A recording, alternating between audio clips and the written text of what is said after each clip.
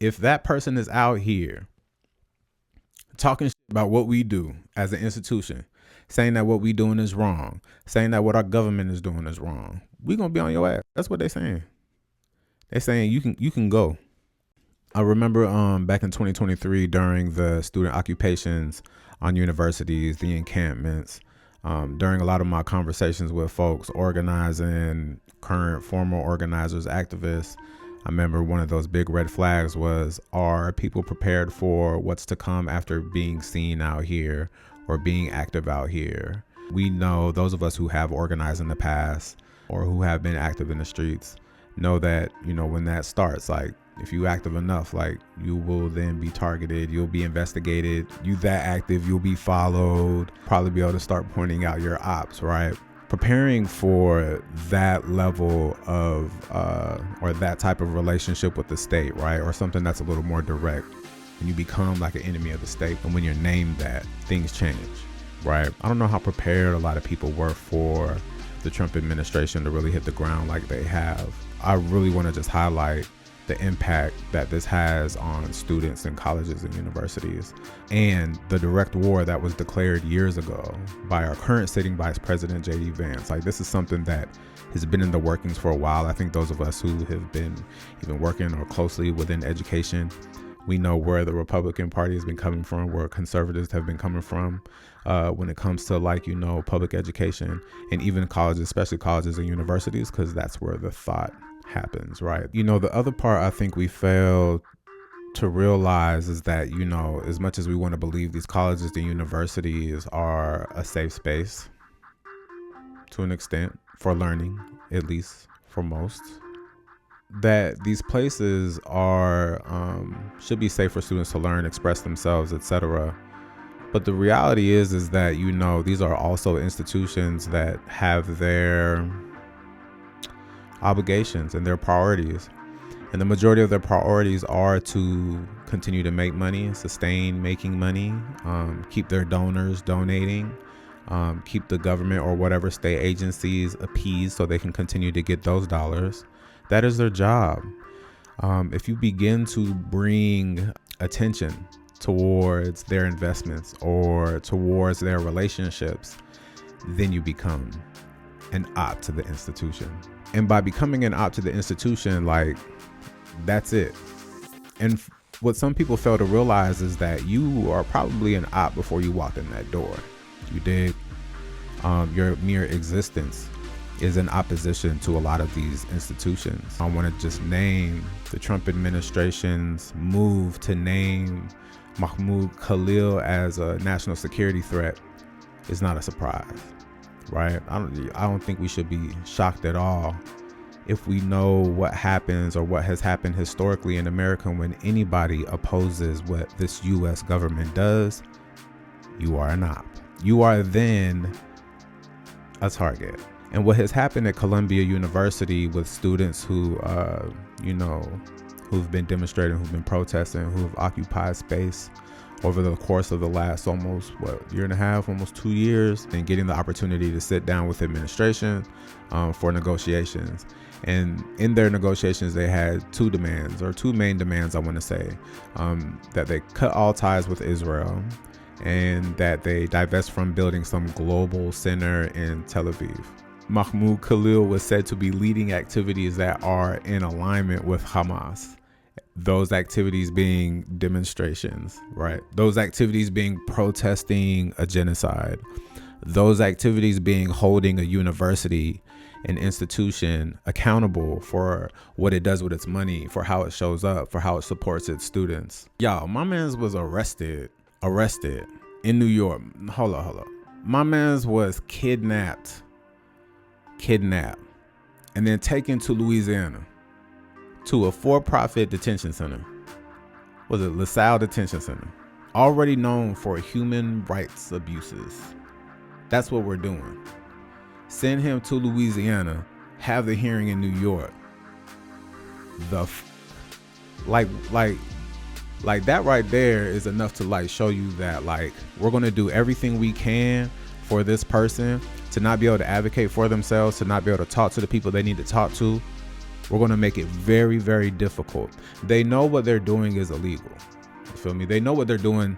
Not only is it illegal, it's wrong, it's bogus, but they also know what they're doing is a threat to every student, to every faculty, to every person at those institutions, to every person that pays somebody's tuition.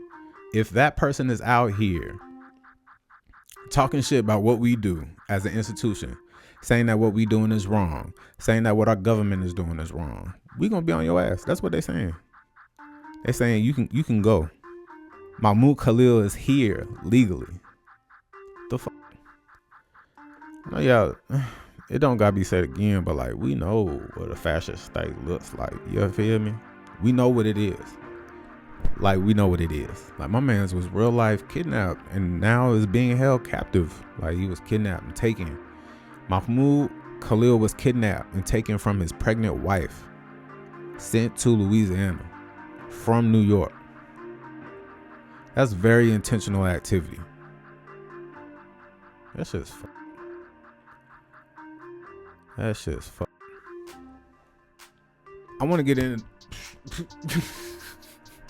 Hey, yo, chill. I want to get into watching some clips and talking about some more shit though, but I just want to name, man, like how important it is for us to support one another right now. I don't want to sit here and say that this is crazy. We know what the U.S. of A. is. You know what I'm saying? Like we know what to expect from this imperialist country. It's more important now than ever to support your community, the people around you. If you are close to a large institution, university, there are students that need support there. Trust me. Show up, pull up, hold it down. I think the Trump administration was definitely looking for its perfect target with this one. The perfect person to make an example of. You know, it's a well-known student doing great work at a university, leading phenomenal anti-war efforts, holding their school accountable, leading by example, legit, like demonstrating, one of my favorite words, demonstrating what this work looks like, especially showing us how to support our Palestinian brothers and sisters and relatives and family. The Trump White House making this claim is not a surprise. Shout out Sagar and Jetty for like asking what's her name, Caroline, holding her or asking her, and then hearing her response back is just wild, right? We should let's check that out. Sagar came in from the side with the question. I don't think she was expecting it when he asked about Mahmoud Khalil's arrest. Do what's right for the American public to prevent a government shutdown. Just the last question. Do what's right for the American public. Does the administration believe that it needs to charge a green card holder with a crime to be eligible for deportation? Well, in fact, Secretary Rubio reserves the right to revoke the visa of Mahmoud Khalil, and I'm glad you brought this up. Under the Immigration and Nationality Act, the Secretary of State has the right to revoke a green card or a visa for individuals who serve or are adversarial to the foreign policy and national security interests of the United States of America. All right, so imagine this. You are an adversary to the United States of America if you are advocating for the lives of the people in your country. You are an adversary of the United States of America if you wish to hold it accountable to its relationships with other countries and how those other countries treat other people, or nations, I should say, right? Mahmoud Khalil's activities were simply just advocating for the human rights of people. Full stop. Like they literally have no evidence of any ties directly to Hamas or anything like that. Like they are literally lying out of their ass. This ass. This is the ass they're lying out of. Caroline. She's the reason for the word. This bullshit right here is bogus as hell. And Mahmoud Khalil was an individual who was given the privilege of coming to this country to study at one of our nation's finest universities. Here's the other part, man. The privilege. That's bullshit. Cuz is vetted for. Ply got his shit. He's good to go. So now to be like, nah, you're not good. You get the privilege only if you do what's expected of you. Come here, be a consumer, spend money. Let us continue to exploit you for the rest of your life. You good. And that's the fucked up part about it, right?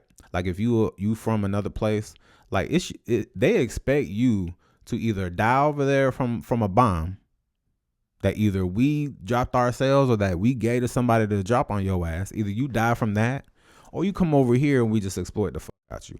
Really, that's what it is. So his privileges are now being questioned because he, as a legal person here, is not comfortable with what this country is doing in other places. Mind you, he is not alone. Mahmoud Khalil is not alone in their activities, but Mahmoud Khalil is a refugee. Mahmoud Khalil is Palestinian. Mahmoud Khalil was part of that negotiations team. See what I'm saying? See what I'm saying? Make an example out of that young man. Make an example out of him. You dig what I'm saying? That's what they doing. He's an adversary now. Now he's an op. Colleges. And he took advantage of that opportunity, of that privilege, by siding with terrorists. Hamas terrorists who have... Hey man, you siding with terrorists if you don't want Israel to kill people. You on the terrorist side. You siding with terrorists if you don't want the U.S. government to fund bombings of children. You siding with terrorists. Keep that in mind. That crazy hell. I ain't think about that. Look at her face saying this shit though. Look at it. Here we go. Mo no lips.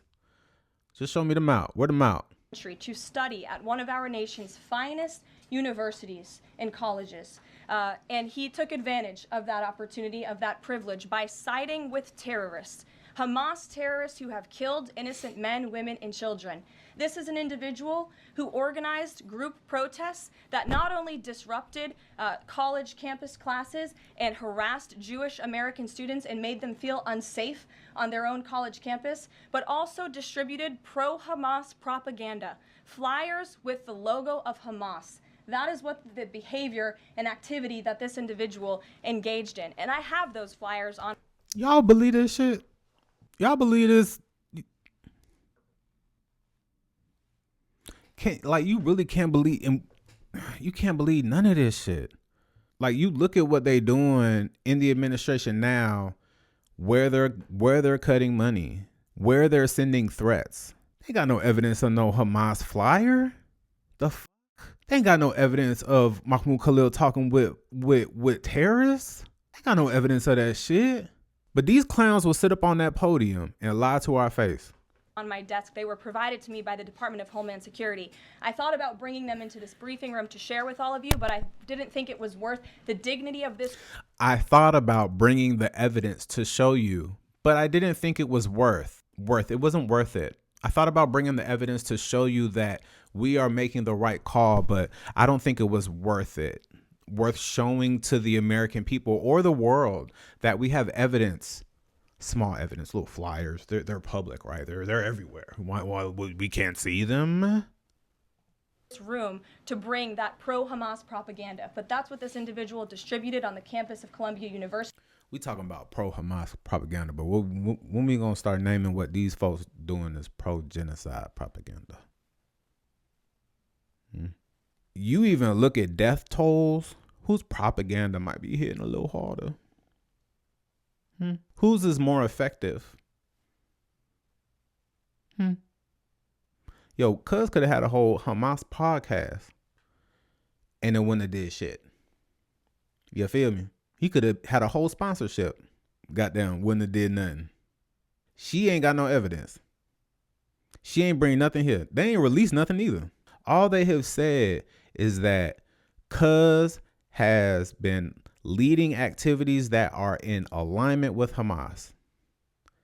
His activity was occupying space and demonstrating, protesting. They just making a motherfucking example out of folks. They make an example out of Mahmoud Khalil. But trust me, they're going to do the same thing to U.S. citizens, naturalized U.S. born citizens. It's in the pipeline. It's on its way. And this administration is not going to tolerate individuals having the privilege of studying in our country and then siding with pro-terrorist organizations that have killed Americans. We have a zero tolerance policy for siding with terrorists, period.